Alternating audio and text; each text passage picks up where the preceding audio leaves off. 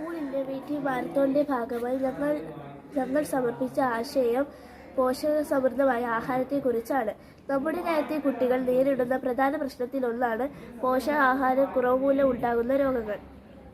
ഇത് പരിഹരിക്കുവാനായി ഞങ്ങൾക്ക് ഒരു പുതിയ ഭക്ഷണ വിഭവം തയ്യാറാക്കിയിട്ടുണ്ട്. നമ്മുടെ ആഹാരത്തിൽ 33% പ്രോട്ടീനും 33% പച്ചക്കറികളും പഴവർഗ്ഗങ്ങളും 20% ധാന്യങ്ങളും ബാക്കി 14% നാരുകളും കൊഴുപ്പുകളുമാണ് വരേണ്ടത്.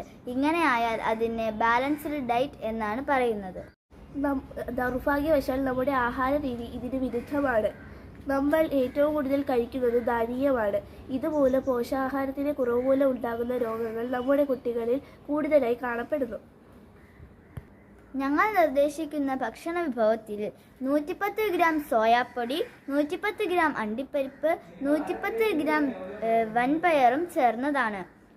അതോടൊപ്പം 330 ഗ്രാം പ്രോട്ടീനും ഡ്രൈ ഫ്രൂട്ട്സുകളായ ബ്ലാക്ക്ബെറി, ഈന്തപ്പഴം, ഉണക്കമുന്തിരിങ്ങ എന്നിവ 400 ഗ്രാമും 270 ഗ്രാം അരി, ഗോതമ്പ്, കുവരവ് തുടങ്ങിയ ചേരുവകൾ ചേരുന്ന മിശ്രിതമാണ്.